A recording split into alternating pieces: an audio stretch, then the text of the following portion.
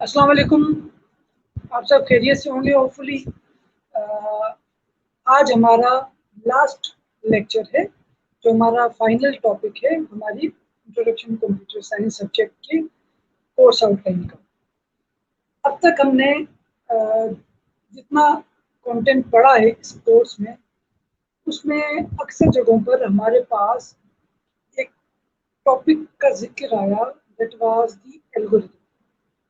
और मैंने हमेशा आपसे यही कहा कि this is probably the most important topic and we are going to learn about it in the very end. Algorithm बहुत इंपॉर्टेंट है क्योंकि कंप्यूटर साइंस की जब मैं आपको डेफिनेशन बता रहा था, तो वहाँ पर भी मैंने आपको बताया कि computer science is basically studying about the algorithms. Use करना, यूजर प्रोग्राम बना लेना, सॉफ्टवेयर डेवलपर, लेकिन कंप्यूटर साइंस की स्टडीज वहाँ आती है जहाँ एल्गोरिदम होते हैं। तो without algorithm no computer science can be called as the actual computer science. Today we are going to learn about the term algorithm. Let's begin. What does the algorithm stands for? Algorithm होता क्या है? बुनियादी तौर पर algorithm एक finite set है steps का। Finite का मतलब ये है कि अनलिमिटेड नहीं है, नंबर ऑफ स्टेप्स, उसकी बिगिनिंग है और उसकी एंडिंग भी है। स्टेप्स है किस चीज के? To define solution of a particular problem. हमारे पास कोई भी प्रॉब्लम होगी, उसे सॉल्व करने के लिए जो हम सॉल्यूशन बनाएंगे डिफरेंट स्टेप्स में, ऑर्डर वाइज, सबसे पहले फिर ये फिर ये फिर, यानी एक प्रॉब्लम को सब प्रॉब्लम से स्लाइस करेंगे और फिर उसे और उसी ऑर्डर में हम सॉल्व करते जाएंगे। That is known as the algorithm. अच्छा, एल्गोरिथम जो बनता है वो है तो कंप्यूटर साइंस के हवाले से, लेकिन वो किसी भी कंप्यूटर लैंग्वेज से उसका कोई ताल्लुक नहीं। एल्गोरिथम एक जनरल सोल्यूशन होता है, जनरल।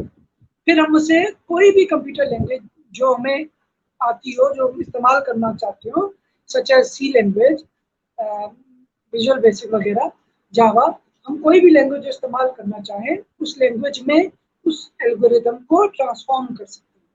तो जनरल होता है, ओपन होता है, सीक्वेंस ऑफ इंग्लिश स्टेटमेंट्स होता है, ठीक है, और वो कंप्यूटर प्रोग्राम नहीं होता। एल्गोरिथम को हमेशा एक इनपुट मिलता है, यानी जो भी प्रॉब्लम है, जो भी इशू है जिसे हमने सॉल्व करना है, जिसकी वजह से हमने एल्गोरिथम बनाना है, वो इशू या प्रॉब्लम हमारा इनपुट है। There must be an input to an algorithm. फिर उस इनपुट को हम सॉल्व करते हैं एल्गोरिथम अप्लाई करके, डिफरेंट स्टेप्स में कन्वर्ट करके, स्लाइस करके, ऑर्डर वाइज। और whenever an algorithm design, there must be an output. Output जरूर होगा, रिजल्ट जरूर होगा किसी भी एल्गोरिथम का। ये एक कॉमन एग्जांपल है, जनरल स्पेसिमेन टाइप एक एग्जांपल है एल्गोरिथम की। हमारे पास कोई प्रॉब्लम है तो हम कैसे सॉल्व करते हैं? पहले उसका स्टेप 1 लिखते हैं, डू समथिंग, फिर step 2, now do something, step 3, do something, और करते करते करते स्टेप एन जो होता है हमारा आखिरी जो स्टेप होता है वो फिनिश होता है। We are going to stop on that step. It means we have achieved our target. और थोड़ा सा स्पेसिफिक करते हैं इस एग्जांपल को। मेरी कोशिश होगी इस लेक्चर में मैक्सिमम एग्जांपल्स आपको सिखाऊं एल्गोरिथम की, ताकि चूंकि आप आगे चल के डिजाइनिंग थ्योरी ऑफ एल्गोरिथम के सब्जेक्ट में किसी सेमेस्टर में स्पेशली एल्गोरिथम्स को पढ़ेंगे डीपली, तो यहाँ सिर्फ इसका इंट्रोडक्शन है। तो मैं डीपली एल्गोरिथम नहीं पढ़ाने जा रहा, आपको एल्गोरिथम बनाने की एग्जांपल्स दिखा रहा हूँ। डिफरेंट एग्जांपल्स यहाँ डिस्कस करेंगे, क्योंकि आपकी जो सेकंड असाइनमेंट है वो भी इसी एल्गोरिथम के लेक्चर में से किसी एक असाइनमेंट की मदद से आप बना सकते हैं, किसी एक एग्जाम्पल की मदद से आप उसे बना सकते हैं, ठीक है। तो एक और एग्जाम्पल है, हमारे पास एक टास्क है, एक प्रॉब्लम है कि हमें ड्राइव करके अपने दोस्त के घर जाना है। Algorithm for driving to a friend's house तो उसका एल्गोरिदम कैसे होगा? जनरल सा एल्गोरिदम एग्जांपल की हो, स्टेप 1 फाइंड योर कीज, चाबियां लेंगे गाड़ी की। Step 2 walk out of the house, घर से बाहर निकलेंगे। स्टेप 3 क्लोज द डोर, दरवाजा बंद करेंगे घर का। Step 4 open the car door, गाड़ी का दरवाजा खोलेंगे। Step 5 get into the car, car के अंदर बैठेंगे। Step 6 put the key into the ignition, गाड़ी में की पुट करेंगे इग्निशन में स्टार्ट करने के लिए। और इसी तरह डिफरेंट स्टेप्स करते करते लास्ट स्टेप क्या होगा? Step and finished, you have reached your friends home, आप अपने दोस्त के घर पहुंच गए, यहाँ फिनिश हो, खत्म जरूर होता है। ठीक है, ये एक एग्जांपल है। What are the properties of algorithm, वो कौन सी चीजें हैं, वो कौन सी खसूसियात है जो किसी भी एल्गोरिथम में लाजमी होनी चाहिए। पहली है इनपुट, मैंने आपको बताया there must be an input to make the algorithm. Input नहीं होगा, प्रॉब्लम नहीं होगी, तो हम सॉल्व किसे करेंगे?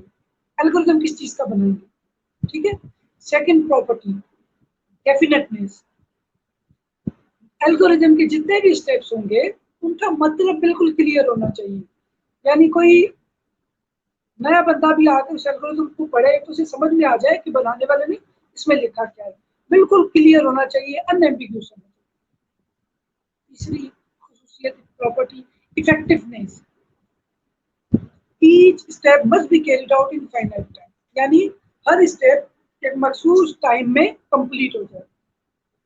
Finiteness, algorithm must terminate after finite time और स्टेप। मैंने आपको कहा algorithm infinite set of steps नहीं होता, that is always a finite set of steps, कहीं ना कहीं उसे खत्म होना जरूरी होता है। Output, another important property of an algorithm, यानी आउटपुट नहीं होगा, रिजल्ट नहीं होगा, तो एल्गोरिथम बनाने का फायदा ही क्या?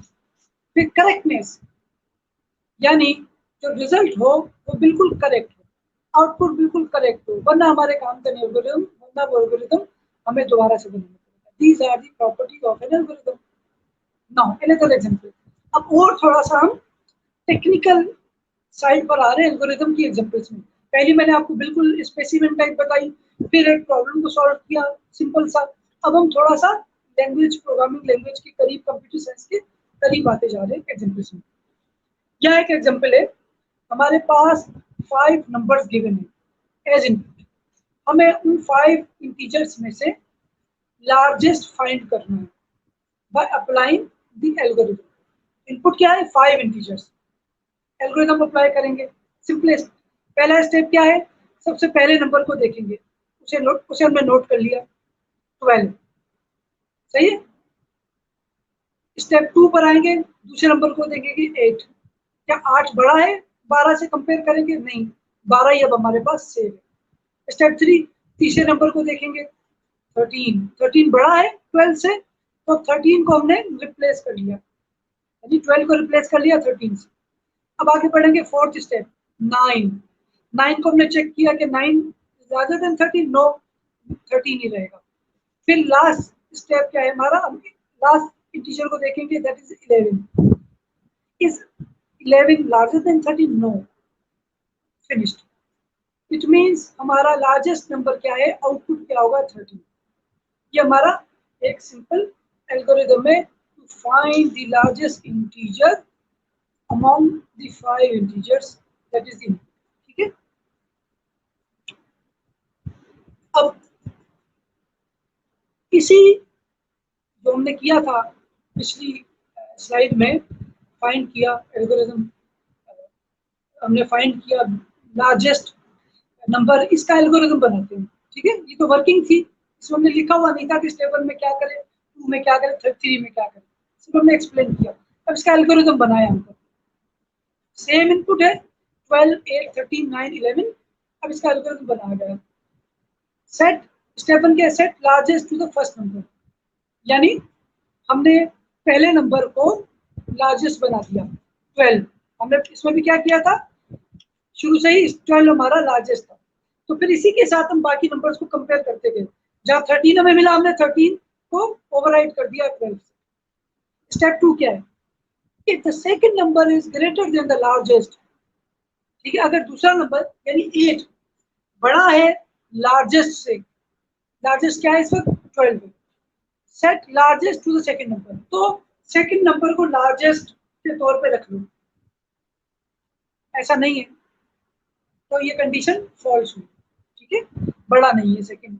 Third step, if the third number is greater than largest, तो अगर तीसरा नंबर जो हमारा लार्जेस्ट से बड़ा है, लार्जेस्ट में क्या है 12 है, 8 नहीं आया लार्जेस्ट में क्योंकि छोटा था, सेट लार्जेस्ट लो थर्ड नंबर, तीसरा नंबर जो है अब वो लार्जेस्ट में हमारे पास सेव हो गया, दैट इज 13, या स्टेटमेंट ट्रू हुई।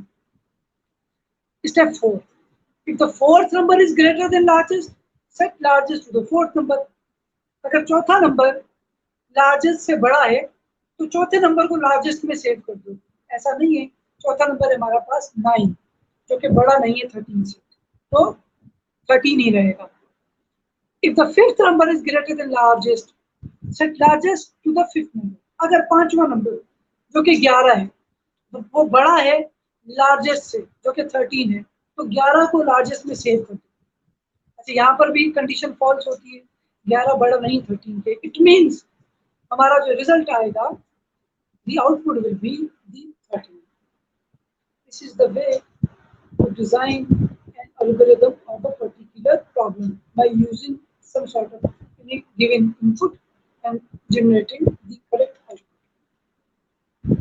Now, अच्छा एल्गोरिदम क्या होता है, ठीक है, इसे हम एल्गोरिदम एनालिसिस भी कह सकते हैं। Every algorithm that is efficient is known as the good algorithm, यानी कम से कम वक्त कंज्यूम करे वो एल्गोरिदम प्रॉब्लम को सॉल्व करने में, और कम से कम मेमोरी ऑक्यूपाई करे हमारे कंप्यूटर की, वो हमारा अच्छा या एफिशिएंट एल्गोरिदम है। 4 स्टेप्स में जो एक एल्गोरिदम परफॉर्म कर रहा है सॉल्यूशन, एक 5 स्टेप्स में कर रहा है, तो 4 स्टेप्स वाला हमारा एल्गोरिदम जो है वो तरीकाकार एफिशिएंट है, वो मेमोरी भी कम कंज्यूम करेगा। फिर परफॉर्मेंस एनालिसिस, उसकी परफॉर्मेंस एनालाइज की जाए तो उसमें 2 चीजें होंगी, एक स्पेस कम ऑक्यूपाई करे, दूसरा टाइम कम कंज्यूम करे। तो जब हम इसकी परफॉर्मेंस एनालाइज करते हैं तो हम स्पेस कॉम्प्लेक्सिटी देखते हैं और टाइम कॉम्प्लेक्सिटी देखते हैं कि कितना स्पेस ऑक्यूपाई करेगा ये एल्गोरिथम हमारी मेमोरी में और कितना टाइम लगेगा इस एल्गोरिथम को सॉल्व होने में। स्पेस कॉम्प्लेक्सिटी में क्या है, total amount of computer memory required by an algorithm to complete its execution, बता दिया मैंने आपको, मेमोरी में जितना स्पेस रिक्वायर्ड है किसी भी एल्गोरिथम को सॉल्व करने के लिए, ये उसका स्पेस कॉम्प्लेक्सिटी में काउंट होगा। When a program is under execution, it uses computer memory for 3 reasons. जब कोई भी प्रोग्राम चलता है तो वो मेमोरी यूज करता है, जैसे ऑपरेटिंग सिस्टम हमारा मेमोरी में चल रहा है, तो एल्गोरिदम भी चलेगा तो पर्टिकुलर रीजंस की वजह से वो मेमोरी को ऑक्यूपाई करेगा। पहला है इंस्ट्रक्शनल स्पेस, दूसरा एनवायरमेंटल स्टेट, तीसरा है डेटा स्पेस। इंस्ट्रक्शनल स्पेस यानी it stores the compiled version of instruction, जो हमारी इंस्ट्रक्शंस हैं उन्हें जब चलाने के लिए कंपाइल करेगा तो जहां वो स्टोर होंगी वो स्पेस इंस्ट्रक्शनल स्पेस कहलाएगा। फिर environmental state, it stores information about function cells, जो भी फंक्शन परफॉर्म होना है उसकी जो इंफॉर्मेशन वो यहाँ सेव होती है। Then data space, it stores variables, constants and structures, जो भी हम हमारे प्रोग्राम में कोई भी वेरिएबल यूज हुए हैं या कांस्टेंट यूज हुए हैं ये यहाँ सेव होंगे। तो ये तीनों चीजें हमारी स्पेस कॉम्प्लेक्सिटी को डिफाइन करती है, ठीक है। फिर हमारा टाइम कॉम्प्लेक्सिटी, हम एल्गोरिथम एनालिसिस पढ़ रहे हैं, परफॉर्मेंस की analysis. Time complexity of an algorithm is amount of time required to complete its execution, जितना टाइम लगना है बिगिनिंग से फिनिश तक एल्गोरिथम को चलने में, वो टाइम हमारा टाइम कॉम्प्लेक्सिटी में काउंट होगा। The time running time of an algorithm depends on following, तो उसमें कौन कौन सा टाइम हमारा इंक्लूडेड है, प्रोसेसर स्पीड, जितनी तेज प्रोसेसर की स्पीड होगी उतना टाइम कम कंज्यूम होगा। सिंगल और मल्टीपल प्रोसेसर, मैंने आपको बताया था कि जब कोर प्रोसेसर्स आए, मल्टीपल प्रोसेसर्स आए, तो more than one processors were built together to work on simultaneously on similar tasks, same task. तो मल्टीपल प्रोसेसर्स हैं तो भी स्पीड बढ़ेगी. डिपेंड्स ऑन ऑपरेशन, जितने ज्यादा ऑपरेशन से उस एल्गोरिदम में जो परफॉर्म होने हैं, प्लस होने हैं, माइनस होना है, कंडीशंस लगनी है एक्सेट्रा, उस पर भी डिपेंड करता है हमारा टाइम एंड इनपुट साइज. हमारे पास 5 इंटीजर्स की एग्जांपल थी अभी जो हमने लार्जेस्ट नंबर वाले में देखी, तो 5 स्टेप्स चले. 10 होती तो 10 स्टेप से चलता, यानी ज्यादा टाइम लगता. तो इनपुट साइज पर भी डिपेंड करती है हमारी टाइम कॉम्प्लेक्सिटी की, कितना टाइम कंज्यूम है. कुछ एग्जांपल्स हैं एल्गोरिथम्स की. There are different types of algorithms जिनके ये नाम दिए गए हैं. हमने इन्हें पढ़ना नहीं है, सिर्फ आपकी मालूमात के लिए, नॉलेज के लिए, चूंकि कोर्स ऑफ टाइम में नहीं आती, मैंने यहाँ एक लिस्ट लिख दी है कुछ common familiar used algorithms, recursive algorithms, dynamic programming algorithms, backtracking algorithms. ये सारे algorithms वो है जब आप एनालिसिस ऑफ एल्गोरिथम का सब्जेक्ट पढ़ेंगे उसमें आप इन एल्गोरिथम्स को सीखेंगे. डिवाइड एंड कॉन्क्यूर एल्गोरिथम, ये तो आप पीछे डिवाइड एंड कॉन्क्यूर के तो मैंने आपको एग्जांपल्स करवाई भी थी, जिसमें मर्ज सॉर्ट भी था, जिसमें डिवाइड करते थे फिर उसे दोबारा कॉन्क्यूर करते थे, वो भी एग्जांपल थी divide and conquer. Greedy algorithm, जिसमें शॉर्टेस्ट पाथ ढूंढा जाता है, शॉर्टेस्ट पाथ मिल जाए वही हमारा ग्रीडी एल्गोरिथम है, उसी पर एल्गोरिथम बनता है. ब्रूट फोर्स एल्गोरिथम, ये ऐसा एल्गोरिथम होता है जिसमें एवरी पॉसिबल कॉम्बिनेशन को ट्राई किया जाता है कि जो जो कॉम्बिनेशन मुमकिन है कोई नंबर सर्च करने में, कोई जवाब ढूंढने में, वो सारे कॉम्बिनेशन सर्च करके ढूंढा जाता है कि इनमें से कौन सा एक्यूरेट है. फॉर एग्जांपल पासवर्ड जो ब्रेक किए जाते हैं, कुछ ऐसे सॉफ्टवेयर हैं जो हमारे पासवर्ड्स को हैक करते हैं, हम कहते हैं हैक किया है, वो पासवर्ड्स को ब्रेक करते हैं. वो किस तरह करते हैं, वो ब्रूट फोर्स एल्गोरिथम की टेक्निक को यूज करते हैं. फॉर एग्जांपल किसी की ईमेल एड्रेस का पासवर्ड है 3 डिजिट्स पर, तो क्या कौन कौन से पॉसिबल कॉम्बिनेशन हो सकते हैं. 000 हो सकता है, 001 हो सकता है, 002 हो सकता है, 003, 005 अप टू 009. फिर 010, 020, 30, इस तरह तो जितने भी पॉसिबल कॉम्बिनेशन है वो सारे कॉम्बिनेशन चेक किए जाते हैं ब्रूट फोर्स में. फिर रैंडमाइज्ड एल्गोरिथम, ये सारी टाइप्स हैं एल्गोरिथम्स.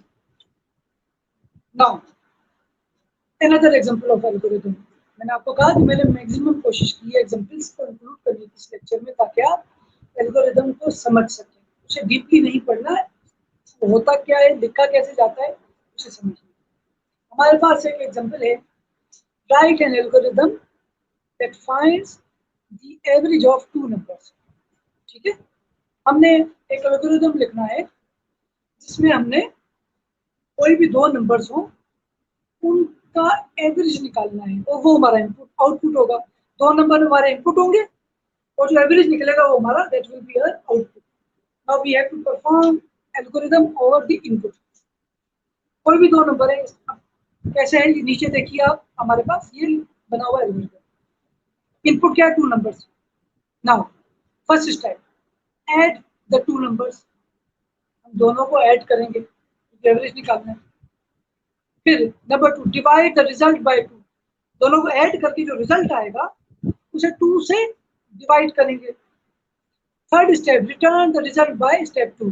और जो स्टेप 2 में हमारे पास रिजल्ट आया, डिवाइड 2 करने के बाद, डिवाइड बाय 2 करने के बाद जो रिजल्ट आया वो रिटर्न कर दो आउटपुट में. That will be the end. ये एक मुख्तसर तरीन एल्गोरिथम है, आसान तरीन, कोई भी 2 नंबर्स का एवरेज ढूंढने के लिए. 3 नंबर्स होते तो 3 नंबर ऐड करते. इसी तरह हम एल्गोरिथम बनाएंगे किसी भी इनपुट पर. तो ये देखिए किसी प्रोग्राम डिपेंडेंट नहीं है, किसी लैंग्वेज का डिपेंडेंट नहीं है, किसी कंप्यूटर लैंग्वेज की इसमें रिफ्लेक्शन आपको नहीं मिल रही. नाउ एक और एग्जांपल है, इसे हमने थोड़ा सा ज्यादा डिटेल में एक्सप्लेन किया, थोड़ी सी पिछली एग्जांपल से थोड़ी सी कॉम्प्लिकेटेड एग्जांपल है समझने के लिए. यहाँ हमने क्या करना है, write an algorithm to change a numeric grade to a pass or fail grade. यानी किसी ने कोई नंबर लिए हैं, मार्क्स लिए हैं, तो उसे चेक किया जाए कि वो पास है या फेल है, और वही रिजल्ट आए। ठीक है, उसके मार्क्स के मुताबिक उसे चेक कर लिया जाए। तो उसका इनपुट क्या है? इनपुट है वो नंबर जो किसी स्टूडेंट ने हासिल किए।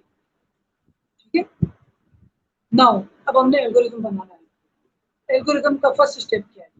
इसमें हम कंडीशनल स्टेटमेंट यूज कर रहे हैं, इफ देन एल्स। अगर ये है तो ये, वरना ये। ठीक है, इफ द नंबर इज, कौन सा नंबर? जो हमने, हमारे पास इनपुट है मार्क्स, ग्रेटर देन और इक्वल टू 40। अगर जो मार्क्स का हमारा नंबर है, जो मार्क्स है, वो 40 के बराबर या उससे ज्यादा है। ठीक है, जो इनपुट है वो अगर 40 के बराबर या उससे ज्यादा है, देन तो क्या करें? 1.1 इसी स्टेप का पहला पॉइंट है, set the grade two pass. Grade में पास लिख दिया जाए, यानी हमने क्राइटेरिया क्या सेट किया है? 40 या उससे ऊपर जिसके भी नंबर होंगे वो पास। ठीक है, वो ऊपर 50 भी लिख सकते हो। एल्स, दूसरी सूरत क्या है? 40 से कम कोई भी number, set the grade two fail. 40 से कम है तो ग्रेड में फेल लिख दो। अब कंडीशनल स्टेटमेंट में दोनों में से, देन वाली और एल्स वाली, दोनों में से कोई एक ही स्टेटमेंट एग्जीक्यूट होगी। एंड इफ, ये इफ स्टेटमेंट को एंड कर दो, या हमारी ये इफ कंडीशनल स्टेटमेंट ये एंड हो गई। अब जो रिजल्ट आया है वो रिटर्न कर दो जो ग्रेड में सेव है, that will be a output. अगर पास है, ग्रेड में पास हुआ है, नंबर पास वाले हैं तो पास आएगा रिजल्ट में, फेल वाले तो फेल आएगा। एडवांटेजेस क्या है एल्गोरिथम के? हमेशा लिखना आसान होता है, वह इंग्लिश लैंग्वेज में लिखना तो आसान है। Easy technique to understand the logic, और इसी में हमें लॉजिक भी समझ आ जाती है, इंग्लिश में लिखा हुआ है, स्टेप्स में लिखा हुआ है, और नॉन कंप्यूटर पर्सन भी इसे समझ सकता है। ठीक है, आपने कभी प्रोग्रामिंग अगर नहीं की तो अभी ये जो एल्गोरिथम मैं आपको समझा रहा हूँ ये आपको समझ आ रहे होंगे। ठीक है, नॉन कंप्यूटर, आप तो फिर कंप्यूटर पर्सन है, कहीं ना कहीं कंप्यूटर साइंस पढ़ रहे हैं, जो बिल्कुल कंप्यूटर पर्सन नहीं उसे भी समझ में आ जाएगा। Can be converted to any computer language easily as per requirements. यानी जब एल्गोरिथम बन गया, अब हम उसे किसी भी कंप्यूटर लैंग्वेज के मुताबिक उसकी प्रोग्रामिंग कोडिंग कर सकते हैं, जो हमारी रिक्वायरमेंट है उसके मुताबिक, क्योंकि ये प्रोग्रामिंग पर डिपेंड नहीं करता है algorithm, free of computer programming. Acts as blueprint, यानी हमारा ब्लूप्रिंट के तौर पर काम करता है। उसके बाद there are few steps to solve a problem by using algorithm. ठीक है, इन्हें मैं आगे डिटेल में बताता हूँ, ये आपसे यहाँ पढ़ लें। पहला है अंडरस्टैंड द प्रॉब्लम। जब आपको कोई प्रॉब्लम दी जाएगी तो सबसे पहले आप समझेंगे कि करना क्या है। फिर decide on computational means algorithm design technique. फिर आप डिसाइड करेंगे कि जो जो एल्गोरिथम्स अवेलेबल हैं उनमें से सबसे ज्यादा सूटेबल कौन सा है इस पर्टिकुलर प्रॉब्लम को सॉल्व करने के लिए। सूटेबल यानी इफेक्टिव कौन सा है। आप एल्गोरिथम को एनालाइज करेंगे, उसकी स्पेस कॉम्प्लेक्सिटी देखेंगे, टाइम कॉम्प्लेक्सिटी देखेंगे। ठीक है, जो सबसे बेहतर होगा उसे आप डिजाइन करेंगे नेक्स्ट स्टेप में। फिर प्रूव करेक्टनेस, फिर आप उसे चलाकर उसकी करेक्टनेस को देखेंगे। फिर एनालाइज करेंगे एल्गोरिथम को कि एल्गोरिथम अब हम कौन सी लैंग्वेज में डिजाइन करें, और फिर आप उसे उसकी कोडिंग कर देंगे। अब इन्हें डिटेल से पढ़ते हैं। अंडरस्टैंड द प्रॉब्लम में हम कोई भी गिवन इनपुट को समझते हैं, प्रॉब्लम को समझते हैं, रिक्वायरमेंट्स क्या है, आउटपुट क्या होना चाहिए समझते हैं, और इनपुट को डिफाइन करके उसे फिक्स करते हैं। सेकेंड स्टेप में हम डिसाइड करते हैं कि हमें कौन सा एल्गोरिथम सेलेक्ट करना है। मैंने आपको बताया कि एल्गोरिथम एनालिसिस का जो काम फंक्शन होता है, ऑपरेशन होता है, तो उसमें हम एल्गोरिथम को एनालाइज करते हैं कि which one is the most suitable one for a particular problem that we need to solve. तो किन दो बेसिस पर हम एल्गोरिथम को एनालाइज करते हैं? Space complexity and time complexity. यानी जो एल्गोरिथम हमारे पास अवेलेबल है उनमें कितना टाइम कंज्यूम होगा, अगर इस पर्टिकुलर प्रॉब्लम को सॉल्व करें और कितना स्पेस कंज्यूम होगा, ऑक्यूपाई होगा इस पर्टिकुलर प्रॉब्लम के लिए। तो फिर जब से जो सबसे ज्यादा हमारे लिए सूटेबल होता है हम उसे सेलेक्ट करते हैं। फिर हमारे पास डिसीजन मेकिंग में ही है कि हम चूज करते हैं कि एग्जैक्ट या अप्रोक्सीमेट प्रॉब्लम सॉल्विंग। कहीं हमें एग्जैक्ट रिजल्ट चाहिए होता है और कहीं हमें अप्रोक्सीमेट रिजल्ट चाहिए होता है। और एल्गोरिथम डिजाइन करने की जो टेक्निक है उसमें है algorithm plus data structure that is equal to the program. Data structure आप पढ़ चुके हैं, एल्गोरिथम आज हम पढ़ रहे हैं। तीसरा है हमारे पास स्टेप एल्गोरिथम प्रॉब्लम सॉल्विंग का, that is method of specifying an algorithm. यानी there are 3 ways to specify an algorithm. Algorithm लिखने के, उसको स्पेसिफाई करने के 3 डिफरेंट वेज हैं। पहला नेचुरल लैंग्वेज, यानी इंग्लिश लैंग्वेज में, अपनी लैंग्वेज में हम एल्गोरिथम लिखते हैं, जो मैं आपको भी एग्जांपल इसकी 1-2 करवा चुका। ठीक है, जैसे कि हम फ्रेंड्स हाउस जाने के लिए जो हमने एल्गोरिथम किया वो नेचुरल लैंग्वेज में था। फिर दूसरा, there is the second way of explaining और specifying an algorithm is pseudo code. Pseudo code combination होता है हमारी नेचुरल लैंग्वेज और प्रोग्रामिंग लैंग्वेज का। ठीक है, आप सूडो कोड को बहुत डिटेल से पढ़ेंगे जब आप एनालिसिस ऑफ एल्गोरिथम का टॉपिक पढ़ेंगे। ठीक है, सब्जेक्ट पढ़ेंगे, सॉरी। तो उसमें कैसे लिखा होता है कुछ, फॉर एग्जांपल नेचुरल लैंग्वेज में हमारे पास एक एग्जांपल है, an algorithm to perform addition of 2 numbers.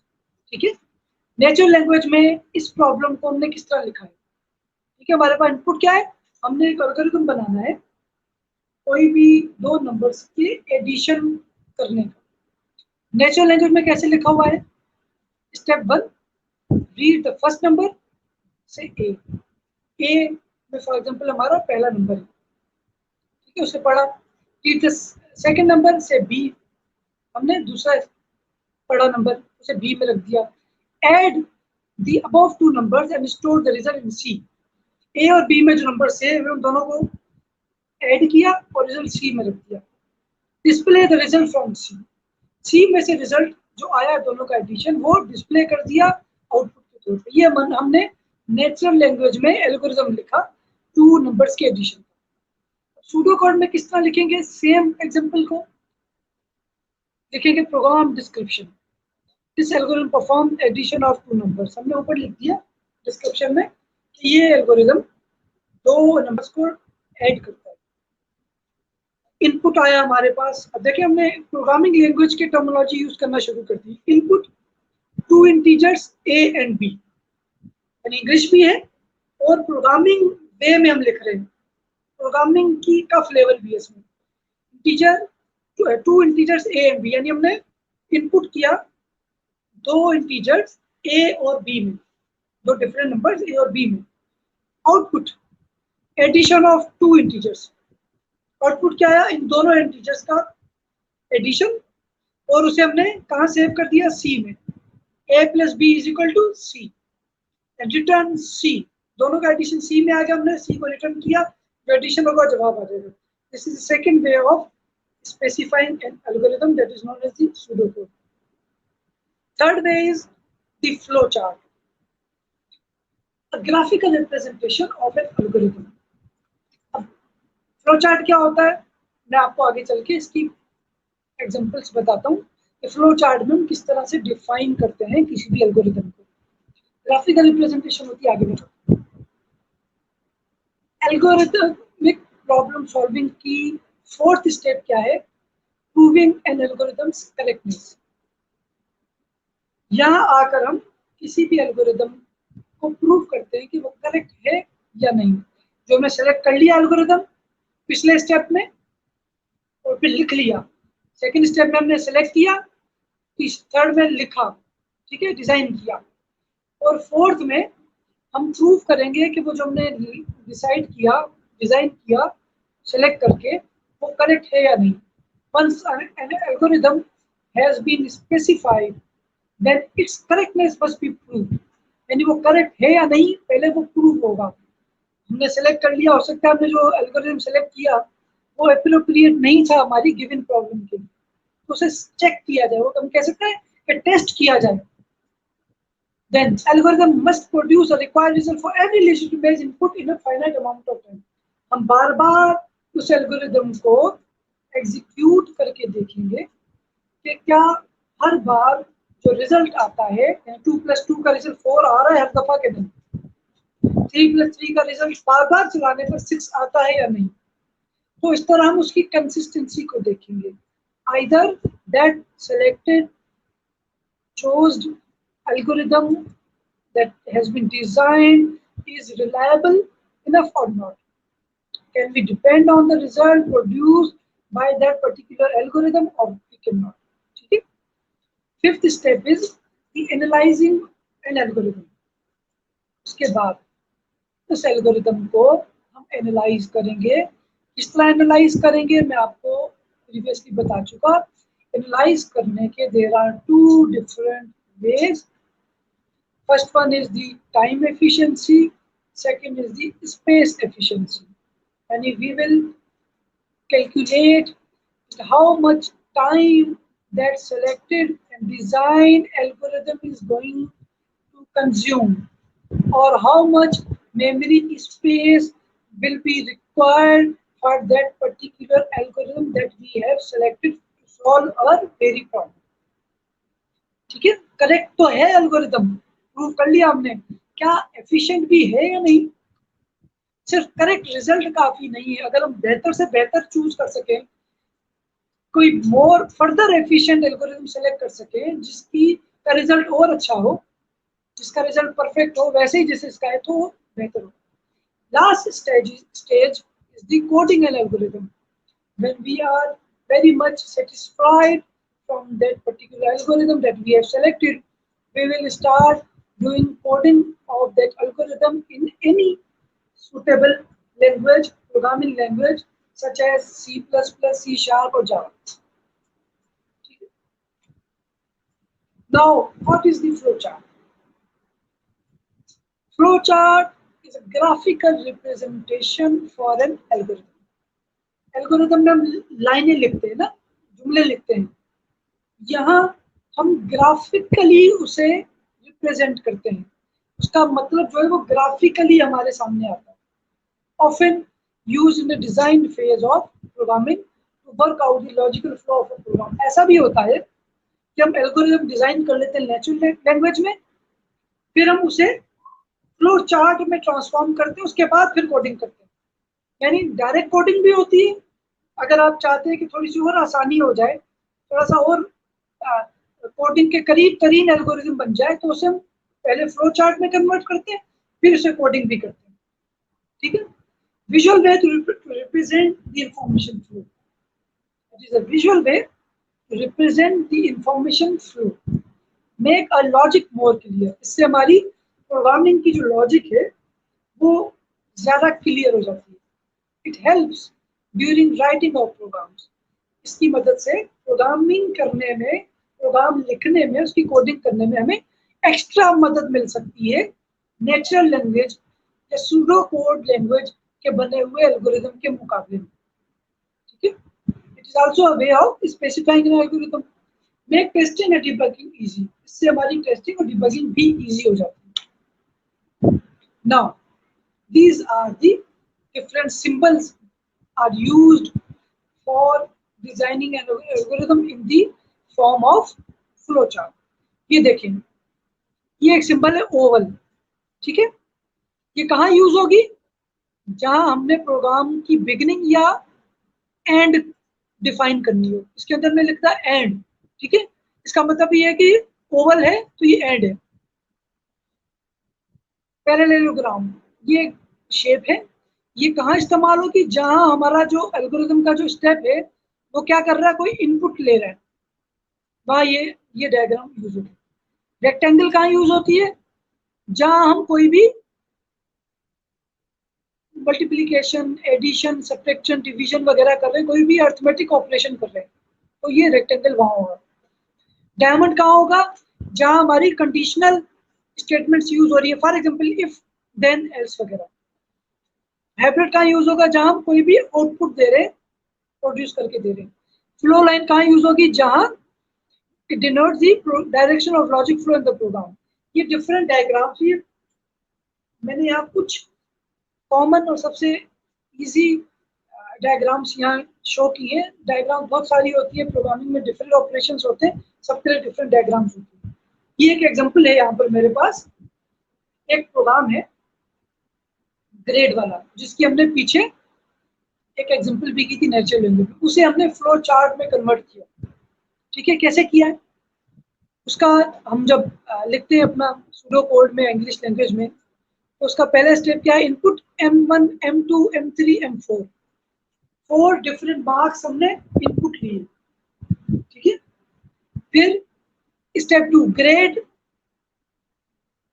क्या है, इन चारों की डिवीजन को डिवाइड करें, चारों का जो एडिशन हो उसे डिवाइड करें 4 से, वो बन गया ग्रेड। ठीक है, यानी एवरेज चारों नंबर्स का 50 100 50 100 क्या हुआ, 150 50 300 डिवाइडेड बाय 4 जो आंसर आएगा, ठीक है 75 जो आंसर आएगा 75, वो आ जाएगा ग्रेड में। ठीक है, अब if grade is less than 50 then print fail. अगर ग्रेड 50 से कम है, परसेंटेज 50 से कम है, तो फेल प्रिंट हो जाएगा रिजल्ट में, आउटपुट में। अगर ज्यादा है तो पास एंड। अब इसे फ्लो चार्ट में लिखा हमने। स्टार्ट में मैंने आपको क्या बताया था, ओवल आएगा, स्टार्ट ओवल, प्रोग्राम शुरू हुआ। Input M1 M2 M3 M4, input में क्या आया, पैरेललोग्राम। मैंने आपको बताया था पैरेललोग्राम कहाँ आता है, जहां हम इनपुट ऑपरेशन परफॉर्म करते हैं। चारों के हमने मार्क्स इनपुट ले लिए, 4 मार्क्स इनपुट हो गए। फिर ग्रेड में हमारे क्या आ रहा है, ये डिवीजन हो रही है, चारों की एडिशन और डिवीजन और ग्रेड में आ रहा है। ये रेक्टेंगल, रेक्टेंगल हमारा कहाँ यूज होता है, ये देखें जहाँ एडिशन सब्ट्रैक्शन डिवीजन होती है, तो यहाँ पर हमारा रेक्टेंगल यूज हुआ। अब इफ स्टेटमेंट इस्तेमाल हुई है, ग्रेड अगर 50 से कम है, देखें कंडीशन है यहाँ पर अगर वाली है ना, तो क्या यूज हुआ है हमारा डायमंड। ये देखिए डायमंड, इफ कंडीशन यूज हुई है। अगर कम है यस, तो प्रिंट होगा फेल। ये देखें ये फेल। अगर नो है, ज्यादा है, तो प्रिंट होगा पास। ठीक है, और दोनों या ये एग्जीक्यूट होगा या ये एग्जीक्यूट होगा, डिपेंडिंग अपॉन दी नंबर। और फिर आगे जाके स्टॉप हो जाएगा। स्टॉप पे भी हमारे पास ओवल है, स्टार्ट पे भी ओवल है। मैंने आपको बताया था कि ओवल जो है हमारी, वो स्टार्ट बिगिनिंग एंड एंडिंग पर यूज होती है डायग्राम। ठीक है, इस तरह हम फ्लो चार्ट लिखने से क्या होगा, प्रोग्रामिंग में आसानी होती है। यानी ये तो इंग्लिश में सीधा सीधा लिखा हुआ है, इसमें पता चल रहा है कि यहाँ इनपुट हो रहा है, पता चल रहा है यहाँ कोई इनपुट आउटपुट कोई ऑपरेशन परफॉर्म हो रहा है। ठीक है, अर्थमेटिक। यहाँ पता चल रहा है कि ये कंडीशन है, यहाँ पता चल रहा है स्टॉप हो रहा है, यहाँ पता चल रहा है स्टार्ट हो रहा है। ये देखिए ये भी एक डायग्राम है प्रिंट करने की आउटपुट की। हाइब्रिड कहाँ होती है, जहाँ आउटपुट प्रिंट जनरेट किया जाए। सही, ये देखिए आउटपुट की डायग्राम हाइब्रिड, या आउटपुट दे रहा है 5 या आउटपुट दे रहा है। ठीक है, तो आज हमने डिफरेंट एग्जांपल्स की, सबसे पहले एल्गोरिथम होता क्या है उसे पढ़ा, एग्जांपल एल्गोरिथम की प्रॉपर्टीज पढ़ी, एनालाइज कैसे किया जाता है एल्गोरिथम को, अच्छा एल्गोरिथम में कौन कौन सी खसूसियात होनी चाहिए। उसके अलावा कॉमन एग्जांपल्स हमने एग्जांपल से सीखी, फ्लो चार्ट के जरिए एग्जांपल सीखी एल्गोरिथम बनाने की। तो आज हमारा एल्गोरिथम का टॉपिक कंप्लीट हुआ। उम्मीद है आपको समझ में आया होगा। आसान से आसान वे में मैंने कोशिश की एक्सप्लेन करने की। आपकी जो सेकंड असाइनमेंट है उसमें आप उसे सॉल्व करने में आपको मदद मिलेगी जब आप इस लेक्चर को पढ़ेंगे। तो उम्मीद है कि अब आप आसानी से अपना सेकंड असाइनमेंट सॉल्व करके जल्द से जल्द सबमिट करवाएंगे।